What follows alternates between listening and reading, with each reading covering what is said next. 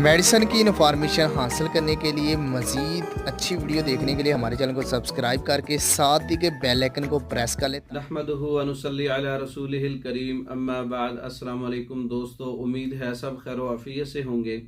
आज हम बात करेंगे दवाए ज़ईक़ुन नफ्स। सर्दियों में सांस की तंगी, बलगम का इखराज ना होना, सांस लेते वक्त या सोते वक्त सीटियों की आवाज़ आना, चलते फिरते सांस के साथ सीटी बजना, ज़ईक़ुन नफ्स सांस की तंगी, हर किस्म की मतलब कि नाक की बंदिश और सांस वाली जो नाली है इसके अंदर मवाद का जमना, इसके लिए ये नुस्खा है दवाए ज़ईक़ुन नफ्स का नुस्खा। कुचला मुदब्बर 5 तोला है, मवेज़ मुनक्का 5 तोला है, मगज़ बादाम 3 तोला है। बारीक करके इसको आप पानी की मदद से, शहद की मदद से आप चने बराबर गोली बना लें। एक गोली सुबह और एक गोली शाम। तमाम बादी और गर्म खुश्क चीज़ें बंद कर दें।